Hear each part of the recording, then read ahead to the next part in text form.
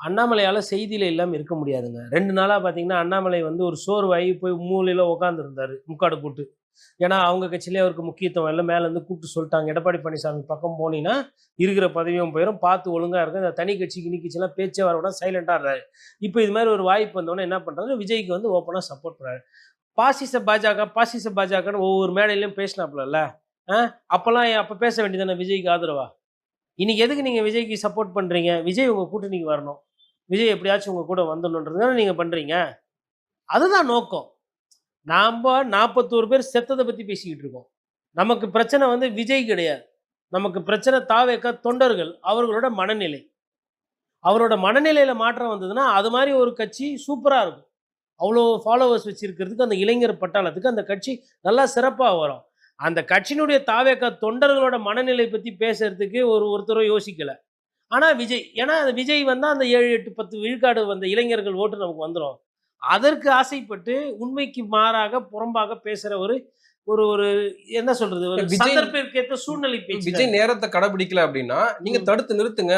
நீங்க ம், வந்து பிரச்சாரத்த பண்ண விடாதீங்க. ம். அது ஏன் உங்களுக்கு தடுக்குது?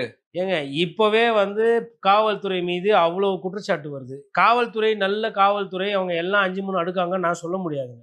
அன்னைக்கு அவங்க வேலை பார்த்தாங்களா இல்லையான்னா, ஆமா கரெக்ட்டா வேலை பார்த்தாங்க. அத எனக்கு கண்ணால பார்த்தேன். இத நான் நெறைய இடத்துல பதிவு பண்ணியிருக்கேன். வெறும் தாவேக்காக்கு ஒண்டி தான் அந்த நிபந்தனைகள்லாம் இருக்கா? நாளைக்கு நீங்களே போயிட்டு ஒரு பெண் அழைப்புக்கு போயிட்டு ஒரு பர்மிஷன் கேளுங்க. இது கமர்ஷியல் ஏரியா. இங்க கட்டடம்லாம் இருக்கு. நெறைய கட்டிடம் இருக்கு. மக்கள் வந்து போற இடம். பெண் அழைப்பு, மாப்பிள்ளை அழைப்புலாம் பர்மிஷன் கிடையாதுன்னு ரிஜெக்ட் பண்ணுவாங்க.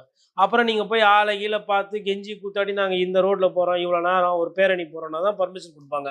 நான் சொல்றது ஒரு சாதாரண விஷயத்துக்கு. போக்குவரத்து துறையில பர்மிஷன் ஆனா. இதுதான் நடைமுறை. இப்படி இருக்கும்போது அவங்க போட்ட கண்டிஷன்ஸ நீங்களும் எதுவும் ஃபாலோ பண்ணல. சும்மா சும்மா எல்லாத்துக்கும் வந்து காவல்துறைக்கு கட்டுப்படுத்தணும். ஏங்க அண்ணாமலை பேசுறது விஜயோட ரசிகர்களுக்கும், அவரோட இவர்களுக்கும் ஆதரவா இருக்கும். தேன் எடுத்து வாயில விட்டா மாரி இருக்கும். ஆனா, இந்த கலாச்சாரம் தொடர்ந்ததுன்னா, இன்னும் எண்ணிக்கைகள் இன்னும் நெறைய பேர் சாவாங்க, சாவாங்க. இது இது நல்ல அணுகுமுறை அல்ல. உங்களுக்கு ஓட்டு வேணும். நீங்க வந்து வாக்கு அரசியல்ல பிடுங்கி திங்கிற வாக்கு அரசியல்ல இருக்கிறீங்கன்னா, அது உங்களோட வச்சுக்கணும். இந்த இந்த இதுக்கு முன்னாடி அண்ணாமலை ஏன் வந்து விஜய்க்கு ஆதரவா பேசினது கிடையாது? ஏன் இந்த சம்பவம் நடந்த உடனே விஜய் வீக் ஆவுறாரு இப்போ. அரசியல் ரீதியா விஜய் வீக் ஆவுறாரு. விஜய் வந்து பழைய மாரி தாவேக்கா தான் மாற்றுன்னா சொல்லிலாம் திருத்த முடியாது. தாவேக்கா மாற்றா, ரைட் வாப்பா, கொஞ்சம் லைட்டா ஒரு 45 நாள் போய் ஜெயில்ல இருந்துட்டு வான்னு தூக்கி போட்டுருவாங்க. பெயில்லாம் சீக்கிரத்தில கிடைக்காதுங்க.